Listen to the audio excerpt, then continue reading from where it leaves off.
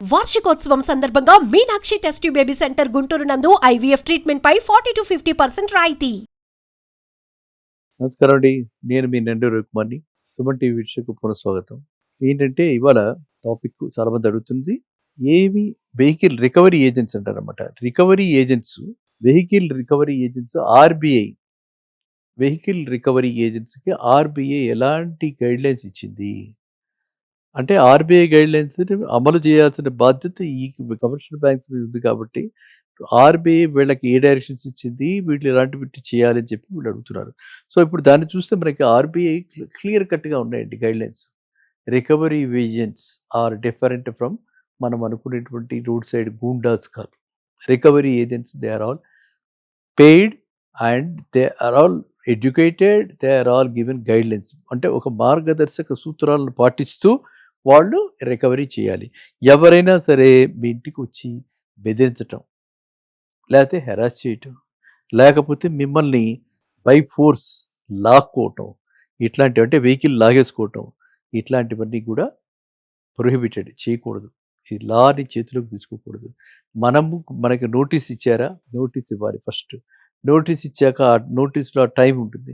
ఆ టైం అయిపోయిన తర్వాత రికవరీ ఏజెంట్ వస్తాడు. రికవరీ ఏజెంట్ వచ్చినప్పుడు, ఎందుకంటే ఆల్రెడీ బ్యాంక్ యొక్క పేరు వాళ్ళ బుక్లో ఆల్రెడీ ఫైనాన్స్ ఇన్స్టిట్యూషన్ పేరు ఉంటుంది కాబట్టి వాళ్ళకి ఆ అధికారాలన్నీ ఉన్నాయి కాబట్టి వాళ్ళు వచ్చి ఖచ్చితంగా దీన్ని వెహికల్ అడిగి ఈ వెహికల్ నెంబర్ కరెక్టా కాదా చూసుకుని, అక్కడ చాసిస్ నెంబరు, వెహికల్ నెంబరు చూసుకుని, ఇది కంపేర్ చేసుకుని ఇది కరెక్ట్గా ఉంటే అప్పుడు కస్టమర్ దగ్గర లెటర్ కూడా, కస్టమర్ దగ్గర సంతకం కూడా పెట్టించుకుని బై పంచనామాలాగా కూడా తీసుకెళ్తారు. అప్పుడప్పుడు కస్టమర్ కనుక కాంప్లికేటెడ్, రేపొద్దున ప్రాబ్లమ్స్ వస్తాయి, లీగల్ ప్రాబ్లమ్స్ వస్తాయి అంటారు కాబట్టి తిరిగి లీగల్ ప్రాసెస్, ఆ ప్రాసెస్లోనే వెహికల్ తీసుకుని వెళ్తారు.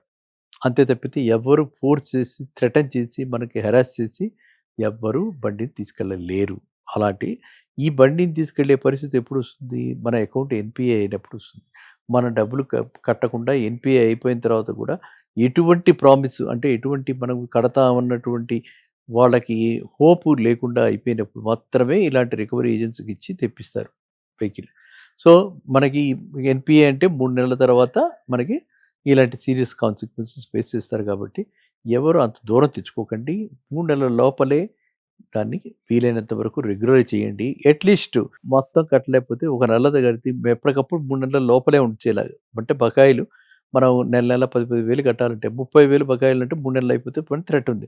కాబట్టి 20,000 బకాయిలు ఉండేలాగా కట్టుకుంటూ అలా కూడా మేనేజ్ చేసుకుంటూ వెళ్తూ ఉంటే అది కూడా పెడుతూ ఉంటుంది. మనకి చట్ట ప్రకారంగా మనకేమి పెద్దగా అలాంటి థ్రెట్ లేదు. వీలైనంత వరకు రెగ్యులర్గా ఉంచుకోవడానికి చెయ్యండి. అందుకే నేను పదే చెప్తుంటాను, financial discipline is very very important. మనం ఎంత పే చేయగలమో అంతకంటే తక్కువలోనే 10,000 పే చేయగలంటే మన 9,000, 8,000 అప్లికేషన్ ఉండేలా పెట్టుకుంటే ఈఎంఐ అప్లికేషన్స్ మనకి ఇట్లాంటి పరిస్థితులు ఉత్పన్నమవు. కాబట్టి అలాంటి జాగ్రత్తలు అన్నీ తీసుకోండి. వెహికల్ కొనుక్కునేటప్పుడు వెహికల్ మన పర్పస్, మినిమం పర్పస్ అయితే సర్వ్ అయిపోతుంది. ట్రాన్స్పోర్ట్కి, లాజిస్టిక్ సపోర్ట్కి వెహికల్ కావాలి. కాబట్టి అలాంటి వెహికల్ అయితే ఉండాలి, కానీ ఎక్కువ భారం పెట్టుకోకండి. ఓకేనా? సో ఇక మీ అందరికీ కూడా రికవరీ ఏజెంట్స్ యొక్క రోల్ ఏంటి, రికవరీ ఏజెంట్స్ ఓన్లీ వాళ్ళ యొక్క మార్గదర్శక సూత్రాలను బట్టి మన దగ్గరికి వచ్చి స్మూత్గా ట్రాన్సాక్షన్ జరుగుతుంది. వాళ్ళు పెద్ద సీన్లు క్రియేట్ చేయరు. అరుపులు అరవటము, చుట్టుపక్కల వాళ్ళందరినీ పిలవటము, మనకు ఇచ్చేయటం అన్నది వాళ్ళ రోల్ కాదు. మనం రెసిస్ట్ చేసినప్పుడే వాళ్ళు మాట పెరిగినప్పుడే వాళ్ళు ఏమన్నా అరవచ్చు తప్పితే, లేకపోతే ఫిజికల్గా they are not suppose to touch anyone. They are not suppose to ఎవరిని భయపెట్టడానికి, భయాందోళనకి గురి చేయడానికి కానీ, ఎటువంటి హెరాస్మెంట్ కానీ, ఇంటి దగ్గరికి వచ్చి సీన్ చేయడానికి కానీ వాళ్ళకి ఎటువంటి అధికారాలు లేవు. ఆర్బీఐ చాలా క్లియర్ కట్గా ఇట్లాంటి దీని మీద గైడ్లైన్స్ ఇవ్వడం జరిగింది. ఎలాంటి వైలేషన్స్ ఇలాంటివి ఏమైనా వస్తే ఖచ్చితంగా మీరు ఆ పర్టికులర్ బ్రాంచ్ హెడ్కి, బ్రాంచ్ కంట్రోలర్ ఉంటారు వాళ్ళకి కానీ, లేకపోతే ఇంకా వాళ్ళు కూడా వింటారు. లేదని అనుకుంటే మనకి అంబర్స్మెన్ ఆల్వేస్ ఉంది. ఆర్బీఐలో కూడా ఉంటారు ombudsmen. Every bank has got ombudsmen. కాబట్టి మీరు అలాంటివన్నీ కూడా జాగ్రత్తలు తెలుసుకుని అవగాహన గురించే తప్పితే ఆ పరిస్థితులు ఎవరికి రాకూడదని. Vehicle recovery agents, RBI vehicle recovery ఏజెన్సీకి ఆర్బీఐ ఎలాంటి గైడ్లైన్స్ ఇచ్చింది అంటే, ఆర్బీఐ గైడ్లైన్స్ అమలు చేయాల్సిన బాధ్యత ఈ కమర్షియల్ బ్యాంక్స్ మీద ఉంది. కాబట్టి ఆర్బీఐ వీళ్ళకి ఏ డైరెక్షన్స్ ఇచ్చింది, వీళ్ళు ఎలాంటి వీటి చేయాలని చెప్పి వీళ్ళు అడుగుతున్నారు. సో ఇప్పుడు దాన్ని చూస్తే మనకి ఆర్బీఐ క్లియర్ కట్గా ఉన్నాయండి guidelines. Recovery agents are different from మనం అనుకునేటువంటి రోడ్ సైడ్ గూండాస్ కాదు. Recovery agents they are all paid and they are all educated, they are all given guidelines. అంటే ఒక మార్గదర్శక సూత్రాలను పాటిస్తూ వాళ్ళు రికవరీ చేయాలి. ఎవరైనా సరే మీ ఇంటికి వచ్చి బెదిరించటం, లేకపోతే హెరాస్ చేయటం, లేకపోతే మిమ్మల్ని బై ఫోర్స్ లాక్కోవటం, ఇట్లాంటివి అంటే వెహికల్ లాగేసుకోవటం, ఇట్లాంటివన్నీ కూడా ప్రొహిబిటెడ్, చేయకూడదు. ఈ లాని చేతిలోకి తీసుకోకూడదు. మనకి నోటీస్ ఇచ్చారా, నోటీస్ ఇవ్వాలి ఫస్ట్. నోటీస్ ఇచ్చాక ఆ నోటీస్లో ఆ టైం ఉంటుంది. ఆ టైం అయిపోయిన తర్వాత రికవరీ ఏజెంట్ వస్తాడు. రికవరీ ఏజెంట్ వచ్చినప్పుడు, ఎందుకంటే ఆల్రెడీ బ్యాంక్ యొక్క పేరు వాళ్ళ బుక్లో ఆల్రెడీ ఫైనాన్స్ ఇన్స్టిట్యూషన్ పేరు ఉంటుంది కాబట్టి వాళ్ళకి ఆ అధికారాలన్నీ ఉన్నాయి కాబట్టి వాళ్ళు వచ్చి ఖచ్చితంగా దీన్ని వెహికల్ అడిగి ఈ వెహికల్ నెంబర్ కరెక్టా కాదా చూసుకుని, అక్కడ చాసిస్ నెంబరు వెహికల్ నెంబరు చూసుకుని, ఇది కంపేర్ చేసుకుని ఇది కరెక్ట్గా ఉంటే అప్పుడు కస్టమర్ దగ్గర సంతకం కూడా పెట్టించుకుని బై పంచనామాలాగా కూడా తీసుకెళ్తారు. అప్పుడప్పుడు కస్టమర్ కనుక కాంప్లికేటెడ్, రేపొద్దున ప్రాబ్లమ్స్ వస్తాయి, లీగల్ ప్రాబ్లమ్స్ వస్తాయి అంటారు కాబట్టి తిరిగి లీగల్ ప్రాసెస్, ఆ ప్రాసెస్లోనే వెహికల్ తీసుకుని వెళ్తారు. అంతే తప్పితే ఎవరు ఫోర్స్ చేసి, థ్రెటన్ చేసి, మనకి హెరాస్ చేసి ఎవ్వరు బండిని తీసుకెళ్ళలేరు. ఈ బండిని తీసుకెళ్లే పరిస్థితి ఎప్పుడు వస్తుంది? మన అకౌంట్ ఎన్పిఏ అయినప్పుడు వస్తుంది.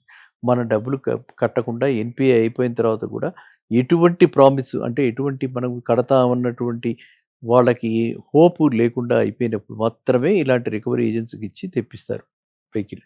సో మనకి ఎన్పిఏ అంటే 3 నెలల తర్వాత మనకి ఇలాంటి సీరియస్ కాన్సిక్వెన్సెస్ ఫేస్ చేస్తారు కాబట్టి ఎవరు అంత దూరం తెచ్చుకోకండి. 3 నెలల లోపలే దాన్ని వీలైనంత వరకు రెగ్యులర్ చేయండి. అట్లీస్ట్ మొత్తం కట్టలేకపోతే ఒక నెల కడితే ఎప్పటికప్పుడు 3 నెలల లోపలే ఉంచేలాగా. అంటే బకాయిలు మనం నెల 10,000 కట్టాలంటే 30,000 బకాయిలు అంటే 3 నెలలు అయిపోతే పని థ్రెట్ ఉంది కాబట్టి 20,000 బకాయిలు ఉండేలాగా కట్టుకుంటూ అలా కూడా మేనేజ్ చేసుకుంటూ వెళ్తూ ఉంటే అది కూడా పెడుతూ ఉంటుంది. మనకి చట్ట ప్రకారంగా మనకేమి పెద్దగా అలాంటి థ్రెట్ లేదు. వీలైనంత వరకు రెగ్యులర్గా ఉంచుకోవడానికి చెయ్యండి. అందుకే నేను పదే చెప్తుంటాను, financial discipline is very very important. మనం ఎంత పే చేయగలమో అంతకంటే తక్కువలోనే 10,000 పే చేయగలంటే మన 9,000 8,000 అప్లికేషన్ ఉండేలా పెట్టుకుంటే ఈఎంఐ అప్లికేషన్స్ మనకి ఇట్లాంటి పరిస్థితులు ఉత్పన్నమవు కాబట్టి అలాంటి జాగ్రత్తలు అన్నీ తీసుకోండి. వెహికల్ కొనుక్కునేటప్పుడు వెహికల్ మన పర్పస్, మినిమం పర్పస్ అయితే సర్వ్ అయిపోతుంది. ట్రాన్స్పోర్ట్కి, లాజిస్టిక్ సపోర్ట్కి వెహికల్ కావాలి కాబట్టి అలాంటి వెహికల్ అయితే ఉండాలి. కానీ ఎక్కువ భారం పెట్టుకోకండి. ఓకేనా? సో ఇక మీ అందరికీ కూడా రికవరీ ఏజెంట్స్ యొక్క రోల్ ఏంటి? రికవరీ ఏజెంట్స్ ఓన్లీ వాళ్ళ యొక్క మార్గదర్శక సూత్రాలను బట్టి మన దగ్గరికి వచ్చి స్మూత్గా ట్రాన్సాక్షన్ జరుగుతుంది. వాళ్ళు పెద్ద సీన్లు క్రియేట్ చేయరు. అరుపులు అరవటము, చుట్టుపక్కల వాళ్ళని పిలవటము, మనకు ఇచ్చేయటం అన్నది వాళ్ళ రోల్ కాదు. మనం రెసిస్ట్ చేసినప్పుడే వాళ్ళు మాట పెరిగినప్పుడే వాళ్ళు ఏమన్నా అరవచ్చు తప్పితే, లేకపోతే ఫిజికల్గా they are not suppose to touch anyone. They are not suppose to ఎవరిని భయపెట్టడానికి, భయాందోళనకి గురి చేయడానికి కానీ, ఎటువంటి హెరాస్మెంట్ కానీ, ఇంటి దగ్గరికి వచ్చి సీన్ చేయడానికి కానీ వాళ్ళకి ఎటువంటి అధికారాలు లేవు. ఆర్బీఐ చాలా క్లియర్ కట్గా ఇట్లాంటి దీని మీద గైడ్లైన్స్ ఇవ్వడం జరిగింది. ఎలాంటి వైలేషన్స్ ఇలాంటివి ఏమైనా వస్తే ఖచ్చితంగా మీరు ఆ పర్టికులర్ బ్రాంచ్ హెడ్కి, బ్రాంచ్ కంట్రోలర్ ఉంటారు వాళ్ళకి కానీ, లేకపోతే ఇంకా వాళ్ళు కూడా వింటారు. లేదని అనుకుంటే మనకి అంబడ్స్మెన్ ఆల్వేస్ ఉంది. ఆర్బీఐలో కూడా ఉంటారు ombudsmen. Every bank has got ombudsmen. కాబట్టి మీరు అలాంటివన్నీ కూడా జాగ్రత్తలు తెలుసుకుని అవగాహన గురించే తప్పితే ఆ పరిస్థితులు ఎవరికి రాకూడదని కోరుకుంటూ సెలవు తీసుకుంటాం. మళ్ళీ కలుద్దాం.